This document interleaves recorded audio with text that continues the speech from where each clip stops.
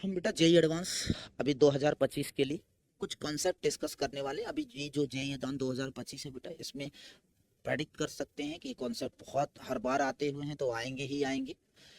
आ जाइए देखते हैं इसको। बहुत सारे बच्चे हमने देखा है कि इसको लगाने में मतलब एक साथ बेटा जेई एडवांस जब चार पाँच पाँच छः एग्जाम्पल देता, सात आठ एग्जाम्पल देता, तो बच्चे कंफ्यूज हो जाते हैं। दो चार को कैलकुलेट करने में इनका टाइम चला जाता है या फिर एक दो छूट जाते हैं। तो ऐसे केसेस में बच्चे क्या करें जिससे इनका कैलकुलेशन और इजी तरीके से हो जाए और कम टाइम में बढ़िया से इसे सॉल्व कर सकें।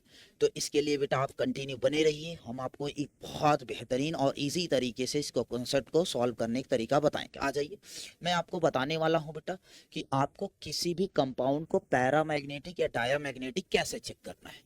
तो बता दें बेटा, मान लीजिए आपको कोई कंपाउंड दिया हुआ, उसको पैरामैग्नेटिज्म उसका चेक करना है कि कंपाउंड पैरामैग्नेटिक है। तो बेटा पैरामैग्नेटिक चेक करने के लिए आपको एक छोटा सा स्टेटमेंट ही काफी है। एक छोटा सा स्टेटमेंट ही बेटा काफी है आपको पैरामैग्नेटिज्म बताने। क्या?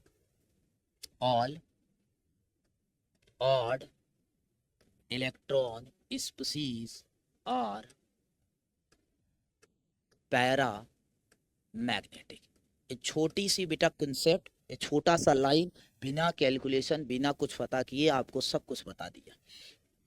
एग्जाम्पल्स की बात करें बेटा, एग्जाम्पल में जैसे अगर मैं बोलूं बेटा N2O2 plus O2 minus O2 plus 2, तो देखो बेटा आप एक ही सिंगल स्टेप है बेटा कि इसके पास 14 इलेक्ट्रॉन है, इवन है, तो ये पैरा नहीं है। इसके पास बेटा 15 इलेक्ट्रॉन है, तो ये पैरा है, ये पैरा मैग्नेटिक है। इसके पास बेटा कितने इलेक्ट्रॉन है? 17 इलेक्ट्रॉन जा रहे हैं, तो ये भी कैसा बेटा? पैरा है। इसके पास कितने इलेक्ट्रॉन जा रहे हैं बेटा? ये 14 थे, इसीलिए नहीं जा रहा है आंसर 14 इलेक्ट्रॉन। इसके पास कितने इलेक्ट्रॉन है बेटा? 14 इलेक्ट्रॉन है, ये भी पैरा नहीं है। ये आपको पता हो जाना चाहिए, ये ध्यान रखना, बहुत इंटरेस्टिंग है। आप बहुत इजी तरीके से इससे डील कर सकते हैं। ओके, क्या ये आपको बात समझ में आ गई? ये है पैरा मैग्नेटिज्म चेक करने का तरीका। आ जाइए, ऐसे ही डाया मैग्नेटिज्म क्या होता है बेटा, तो ध्यान सुनना। सेकेंड बात, diamagnetic property, diamagnetic property की बात करें तो जो डाया मैग्नेटिक प्रॉपर्टी है बेटा, तो इसके लिए क्या बोल सकते हैं? All even electron species are diamagnetic. Okay, but ध्यान रहे बेटा, एक्सेप्ट किसको छोड़ करके?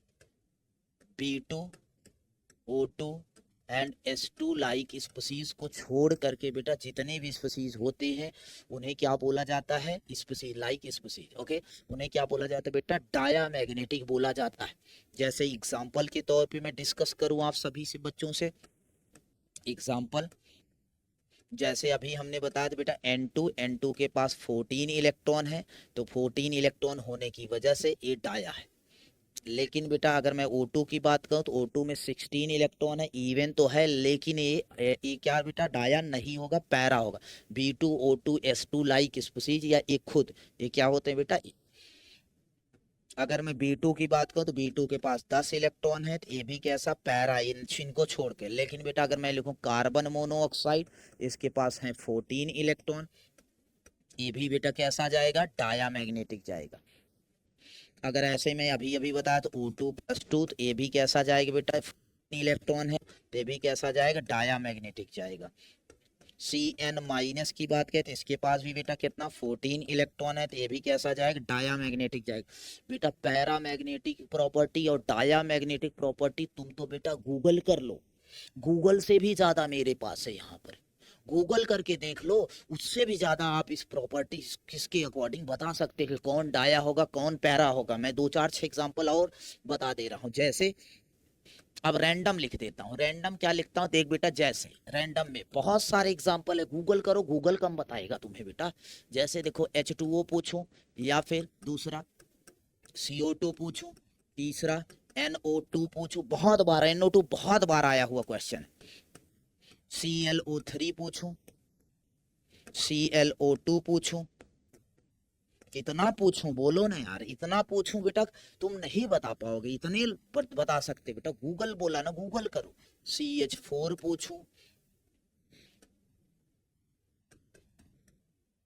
N2O पूछूं, एंड ऐसे ही बेटा कभी कभी आपको दे दिया जाता है, जैसे कि ये देखो ये एडवांस का क्वेश्चन, K2O पूछूं, KO2 पूछूं, या फिर K2O2 पूछूं, ओके, या फिर आपसे मैं पूछ लूं बेटा K2O पूछ लूं, इन सभी के बारे में तू बेटा घोषित कर सकता है कि कौन डाया है या कौन पैरा है। कैसे बताओगे, देख बेटा H2O इवन इलेक्ट्रॉन है या ना, 10 इलेक्ट्रॉन है या नहीं तो डाया, CO2 में भी इवन इलेक्ट्रॉन है या नहीं तो डाया, इसमें ऑड इलेक्ट्रॉन है या नहीं, यस बेटा, क्योंकि ऑड सम के साथ क्या होगा, इवन के साथ क्या में क्या होगा बेटा, ऑड ही रहेगा, मतलब पैरा हो जाएगा। देखो पैरा, क्लोरीन का 17 होता है, एक ऑक्सीजन का 8 होता है, तो इसको मल्टीप्लाई 17 हमेशा इवन का ऐड बेटा, ऑड, इसके पास भी ऑड इलेक्ट्रॉन आएंगे, कैलकुलेट करके देख लेना, आप कैलकुलेट करो ना यार, पैरा, कमेंट क्यों करोगे, कमेंट सोचो ना ही, कैलकुलेट करो भाई, कैलकुलेट करो, इसमें भी ऑड आएगा, इसमें भी पैरा, गूगल करो, कैलकुलेट करो, जो करना करो करो, इसमें भी क्या आएगा बेटा, ऑड ऑड, ये भी क्या हो गया पैरा।